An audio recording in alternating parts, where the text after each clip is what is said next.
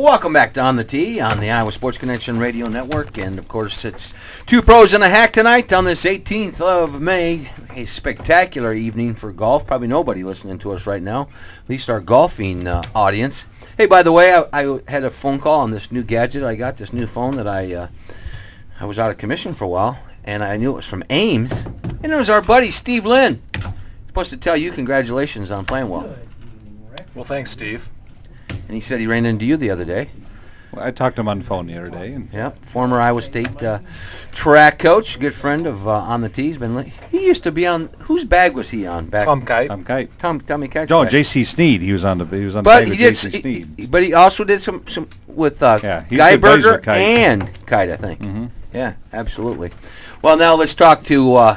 Let's raise the bar on information for the statewide audience and bring somebody that actually can talk golf, and that's Rick Brown. He's the golf writer for the Des Moines Register. Does a superb job each and every Monday on the back page, and he's kind enough to join us. How are you, Rick? I'm doing terrific. Well, it's a kind of week where we all kind of put our Cedar Rapids Regis colors back on and pull for our boy Zachy Johnson as the reigning champ of the Crown event down there, and look forward to Zach. He's kind of on a roll right now. Playing pretty well. You know, he had a very nondescript season going into the Wells Fargo 2 weeks ago and got off to a shaky start with a 74, I think, the first round, but rallied and got in the top 10, and then did the same thing last week. Had the birdie 2 of the last 3 to make the cut on the number, and then finishes in the T12. So he's playing pretty well.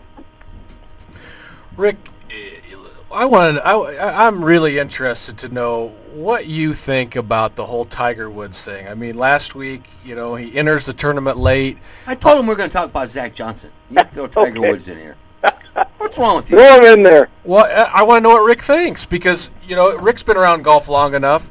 Rick, this is what shocked me about, Tiger commits late. He comes there, says he just needs to get some rounds of golf under his belt. What happened to the Tiger Woods that, only showed up when he was going to win? Yeah, I know. That's a very strange thing, and to suddenly have this long string of injuries that makes it not able for him to play.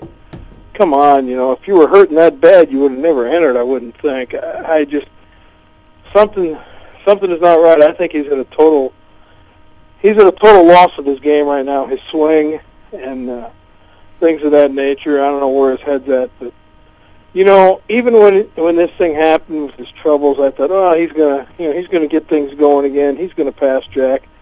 Man, I'm really wavering on that now. I'm almost leaning to the point where he's not going to catch him. Well, here's the other thing. Did you? I mean, I'm sure you saw the post, I guess, 9-hole round that he had. He went out to get into his Mercedes, and then he drove away. Now, I know it's his left leg that was hurting him, but if you're in that much pain, don't you think you'd have somebody else drive you home? He put on a pretty good show at the U.S. Open in '08 when his with a broken leg. With a broken leg, he was able to get it around there. Of course, he didn't shoot 42 that front 9 either, so I don't know. But the cynic in us all, the bells go off when he does what he did. I have no doubt he was injured, but we've seen the guy really suck it up and go. So I just think the guy's at a complete loss for where he's going. Well, Brownie, I'm going to expose Judd right now in his conspiracy theory. He thinks... No, I didn't say I think. I just threw that out there to see what you said. Well, he threw it out. I'll just say that. That you remember there was some speculation back in that investigation into Barry Bonds and the Balco thing, and Tiger Woods' name came up. So Judd started examining this and thinking through the process that maybe the potential does exist that there might have been some steroid use, and we see it. And if you look at the pictures, and Barry Bonds is a great example. You look at Barry Bonds in his youth, and then look at what steroids did to his build, his bulk, his neck, his face. Look at Tiger's, and the guys that put that much stress on themselves. I mean, he's had a lot of injuries, and we know how hard he swings. But you think there's any merit in that? Boy, I'd be voicing an opinion, and I'm not a columnist, but I wouldn't I wouldn't totally discount that. Put it that way. Rick, all I said is that doctor that he had that was like, I don't know, doing the blood spinning on him. They flew him in from Canada. He said that he never gave Tiger anything, but he did give other athletes things. And I've just always wondered why, why didn't Tiger get any? Obviously, there was a bigger story in Tiger's life that kind of took precedence over things. But when you start to see a guy that's, the question I asked Mike was, if somebody does use steroids, does their body start to break down after they use the steroids? And his answer was yes, and now he's telling everybody that I said Tiger would use steroids. That's not what I said. I did not. Well, I think too, maybe not so much. Well, the body might start to break down not when you start using it, but when you quit using it. Precisely. Is that what you meant? Yes. Because, now that, who knows? There's, golf, as we all know. By the way, congratulations on your match play effort, Judd. Well, thank you. We all know that there's such a fine line between being outstanding, being pretty good, and not being able to get it in the hole. It's so minute that you add up a couple of things that aren't quite right, and I don't care who you are, you're not gonna survive or reach expectations out there. Well, let's go back to our homeboy Zach Johnson and the topic that we know. You communicate with him throughout the course of the year, and as you said, he got off to a slow start this year. But we've seen this several times, but at different junctures. One year he had incredible success early in the year, and then late in the season. Now last year middle. Here we are again. It looks like there was a nice piece on the Golf Channel today about him as well. Talk a little bit about his game as you've examined it through this year. Well, he got off. I don't know how much his wrist has bothered him. He had a wrist injury late last year, kind of carried over into this year. He said it was nothing major, didn't need surgery. And then he had the injury where he hurt his toe on vacation. And those two he didn't get into a flying start. But he's never really been a real fast starter. One exception was the year where he won at Texas to salvage his season late in, I think, 08, and then won Sony Hawaii early in 09. So that kind of defied usual character. But this is about the time, mid to late May is when he really starts getting rolling in a normal year. He's still driving it pretty good, and when he hasn't played well, he's missed a few fairways. His putting's okay. He's really worked on his chipping. And, without seeing, I haven't totally examined his rounds, but I'm sure that's an area he wants to still improve on. I know his caddy, Damon Green, is always on him about telling him he's not a very good chipper, to kind of motivate him. But, all in all, I think he's rounding into shape, and we shall see. He's still ranked 37th in the world. He got into the 40s, and he has to be careful because once you drop out of that top 50, suddenly the open door to every event you want to play starts to shut a little bit. So he's got a little work to do to get himself back in the upper half of the top 50. So, Rick, there's some of those slow starts. Is that kind of like most Iowans in the wintertime, just kind of shuts it down a little bit? Spend some time with the family. I know he's definitely a family man out there. Is this why he kind of maybe rounds into shape a little bit later in the spring? That could be, Jay. I do know, they always break down his previous year, and they look at what they need to work on, and he'll grind away in that in the off season. But then, as you all know, the off season anymore is about 2 weeks, isn't it?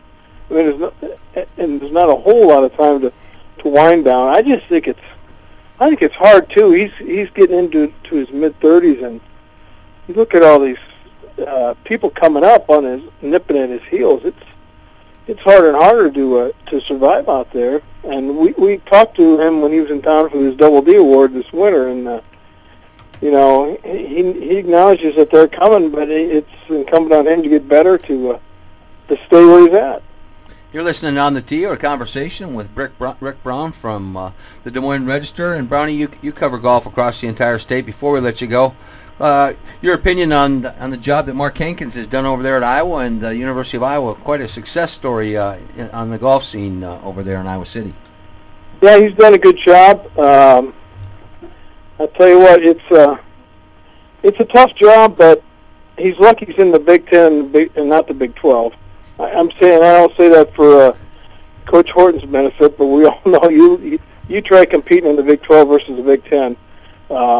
It's a whole other animal. But that being said, he has done a good job. He's ridden the same 4 guys for 3 years. This is the 3rd year he's ridden them, and I think the thing that Mark does is the mental toughness aspect of the game, getting his guys to believe they can play in good conditions in bed. I know one day I called over there to talk to Vince India, and it was one of those 35 blowing rainy days, and he was outside practicing because they're all out practicing because Hankins had told him, you're probably going to play in this, so you might as well get used to it. So I don't know, it almost reminds me of a football coach who, if they're going on the road to a loud venue, piping in the music to try to distract the players. So, yeah, he's done a good job. Michigan State has hit the skid since he left, so he must be doing something right. Well, Rick, you had a nice piece on Jed Dirksen a few weeks ago, and Coach Hankins has Dirksen in the lineup for the regional tournament this week, and that's really been kind of the key. If the Hawks could get that 4th or 5th score, we talked about it before the Big Ten championship. That they had a really, really good chance to win. But the NCAA tournament, all you got to do, well, not all you have to do, but if you finish it there in the top 8, it's wide open at that point. Right, you go to the match play, and who knows? Exactly right. The thing that's kind of interesting too is Dirksen he's a real interesting case study because he played terrific golf at the U.S. Amateur and was ready to quit earlier in the year because of his having the yips with the putter. And he's got kind of I know you guys have seen him hit balls. He really goes down on that ball, such an angle and so hard. I wonder how long the guy's back's going to hold out. I guess they better ride him while they can, but they did have tryouts, and he beat out Brad George, who struggled in the last couple of meets. So it'll be interesting to see how Jed plays. Well, Rick, we certainly appreciate you taking time to join us. We'll be out on Wednesday and Saturday at the Principal Charity Classic with our show. Can we get you to sit down with the boys? And it'll be a Fort Dodge reunion. We'll have TD and you and Judd, and you guys can just talk Dodger love out there. Oh boy, I don't even know if I want to talk Dodger love anymore, Judd. How about you? I don't know. A long time ago. Yeah. We can talk golf. Judd had a great week this week at the match play, so hopefully he'll still be playing good when we have something good to talk about that Judd does. Well, you know what, Rick? We can just since it'll just be the 3 of us and we're all Fort Dodgers, we can just pretend like we're tough, like in the old days. Yeah, that's right. We can talk about W.E. Bill Hurd and all the great times we had hanging out under the awning at the Fort Dodge Country Club, telling stories, and then going out and playing golf. You couldn't beat it. Yeah, if that awning could only speak now. Oh, that's right. That's right. All right, Brownie. We'll see you in a couple weeks out at the Principal Charity Classic. Okay, guys. Thanks. Thank you very much. Rick Brown, if you haven't seen his column, you're listening across the state, log on to DesMoinesRegister.com. He does a superb job as a golf writer and covers everything, the IPGA, IGA, the collegiate side, and of course, the PGA and the Champions Tour, and the ladies in high school. Just one thing, we were talking about Iowa playing an NCAA championship, but just a few other Iowans. Brad Strachey down there in North Texas, they made it to the NCAAs. Cody Schweinfuss right here out of Drake is playing as an individual out in Colorado, and then Kirby Pettit from Carroll is playing on Colorado State's team in the NCAA tournament. So Jamie Vermel, the coach out there for the Rams. Quite a big representation. No, I was just going to say, Rick talking about Bill Hurd, who was the pro at Fort Dodge Country Club when Rick was growing up, and he had retired by the time I came around. But anybody that grew up or was around Fort Dodge in the 70s knows who Bill Hurd was. He was kind of Fort Dodge's answer to Harvey Pinnock, or the same in I guess Ames and Marshalltown with Joe August.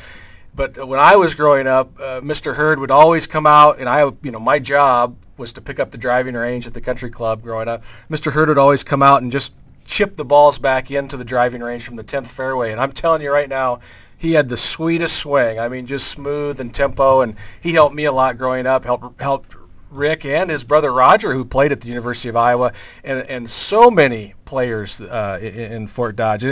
Every time Rick and I get together, he talks about. You got those old memories. Well, and he was just a fantastic guy. I mean, anytime I was playing bad, he helped me in a heartbeat. All right, we're going to take a break, come back, and it's going to be Golf Movie Facts for Hacks. I'll let Horty handle it, and it will be Happy Gilmore themed. We'll be back on the Iowa Sports Connection radio and television network.